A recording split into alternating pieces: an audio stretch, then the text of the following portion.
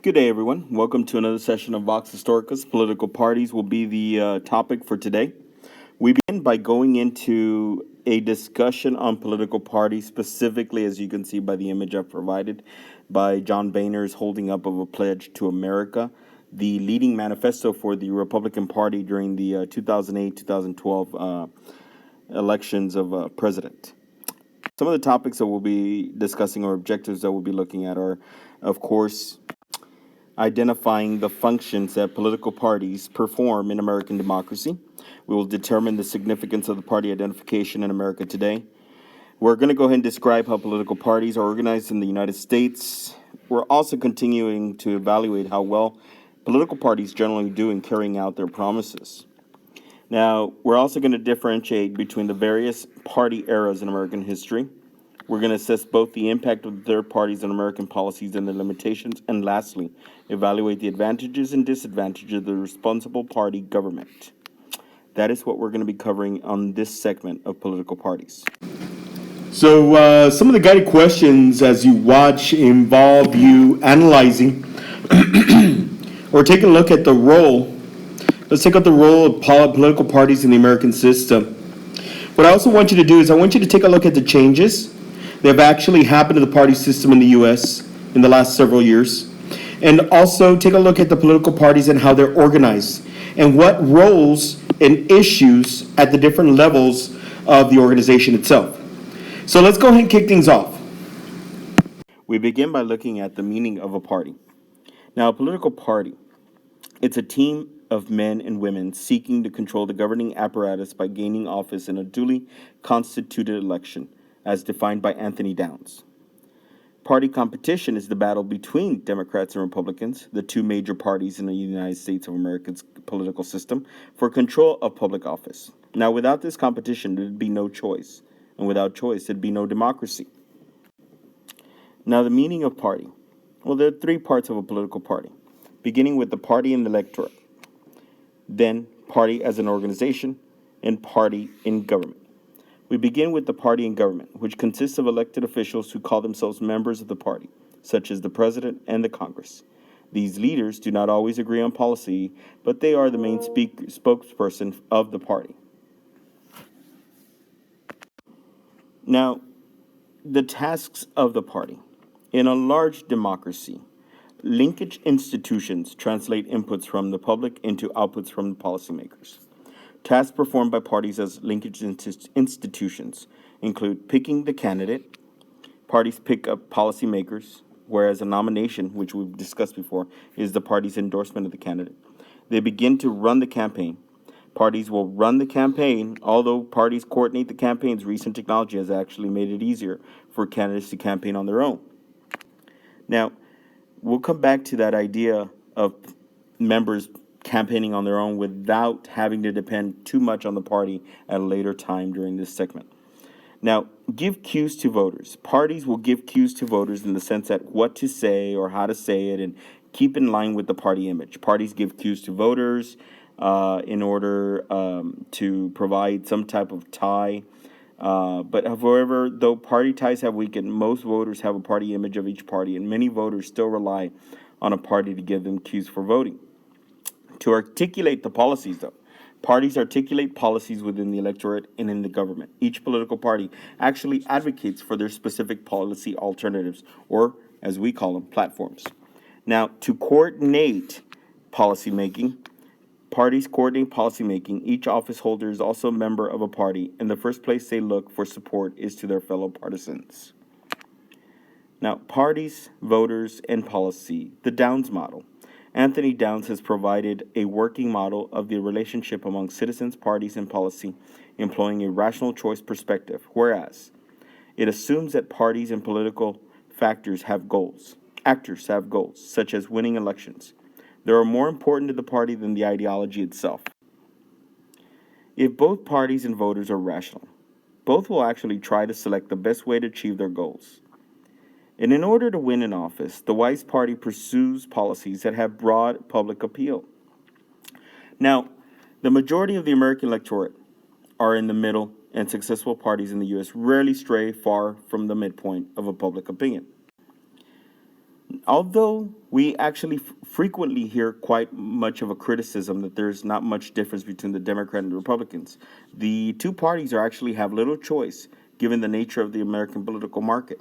From a rational choice perspective, though, one should expect the parties to differentiate themselves to some extent, specifically along ideological lines. The two parties have to forge different identities in order to build a voter loyalty. As you can see here by figure 8.1, the Downs model, how rational parties position themselves near but not at the center of public opinion. Take a moment to look over the data. Now, when it comes to the party and electorate, the party and electorate consists largely of symbolic images. There is no formal membership in American parties. There isn't somewhere where you get a badge, you get a certificate of membership to the Democratic or Republican parties, usually mostly informal. Now, for most people, the party is actually a psychological label, such as both ideological labels are, in essence, the same. Party image requires that the voters' perception of what Republicans or Democrats stand for, such as conservatism for Republicans and liberalism for Democrats. Sorry about that. Now, when it comes to party identification, party images help shapes people's party identification, which is the self-proclaimed preference for one of the parties. The clearest trend in party identification over the last 4 decades has actually been the decline of both parties, whereas you have the upsurge of independents or centrists or moderates, mostly actually at the expense of the Democrats, not so much the Republicans.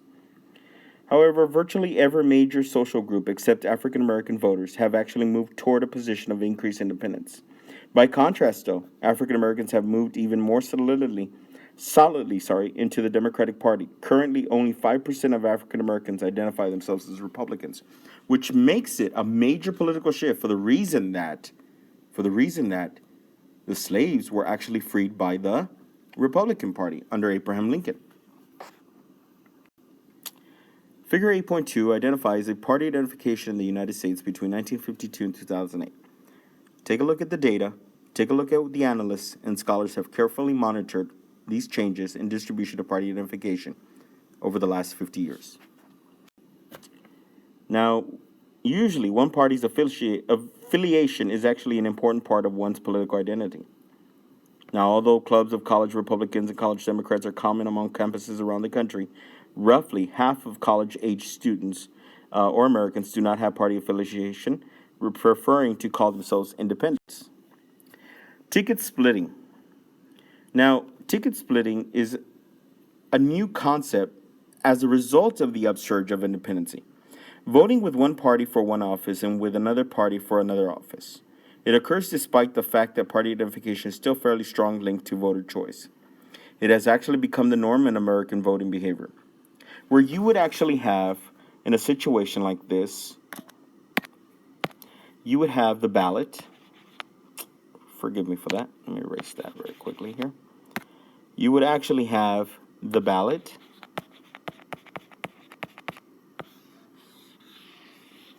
and you would have both D for Democrat and Republican. For Republican. You would have selections of 1, 2, 3, or as many as different offices that are being voted on. Now, under usual circumstances, most people would have voted along party lines, which would have been a check for the Republican. But that actually hasn't been occurring for a while now. We've been splitting the ticket, whereas a Democrat might get the vote here, a Republican might get the vote here, and a Democrat might get the vote there. This has actually become now the norm in American voting behavior, for the specific reason of the upsurge of independents. Not only are there more independents now, but those who still identify with the party are no longer as loyal in the voting booth as they were once. Divided government has actually frequently been the result, often with Republican control of the White House and Democratic control of Congress.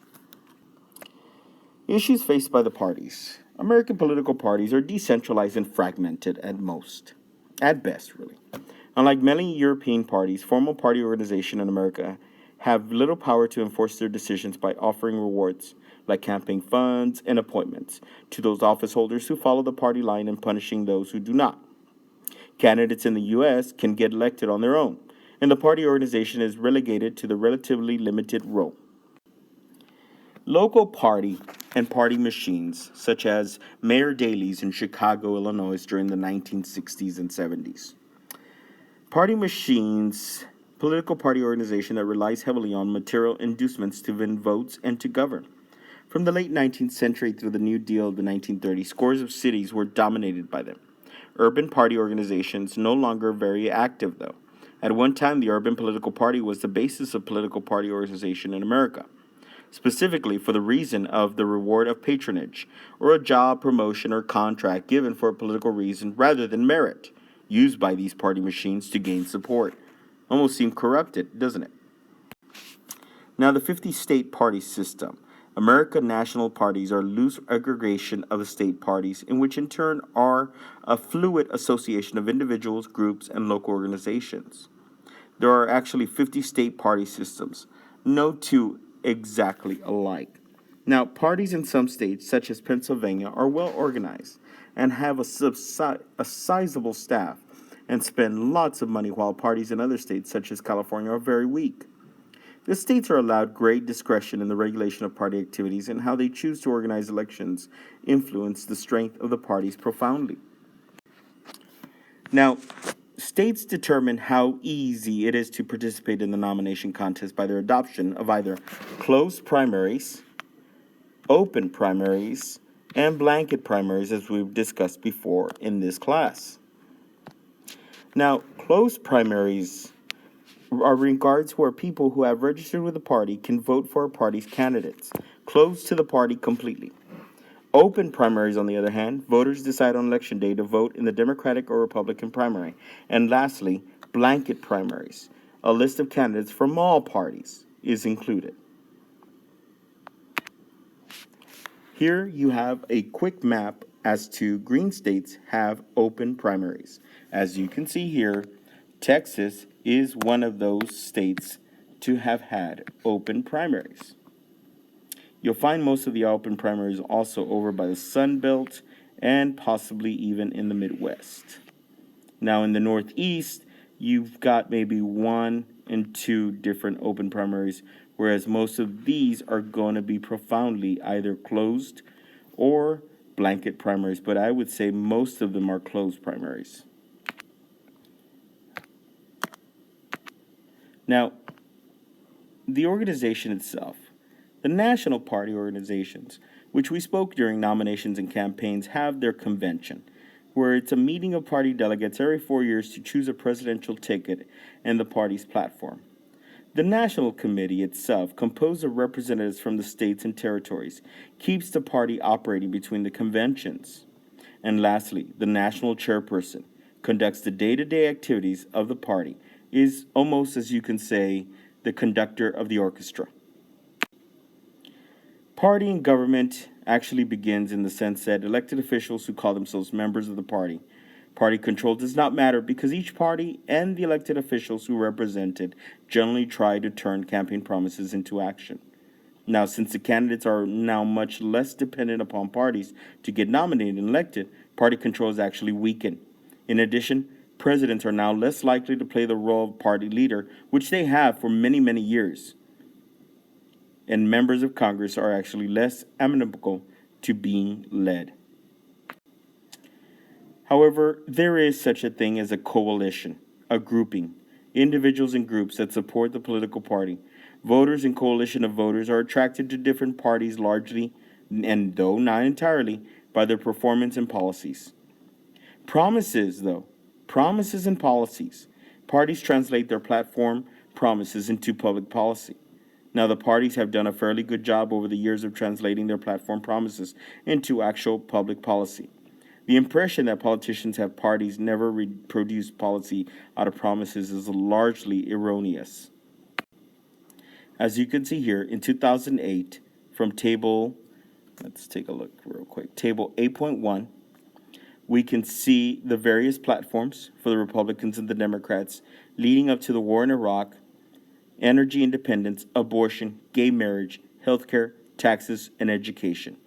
Of course, many of these are going to sound a lot like ideological content also, and broken up right between ideological lines.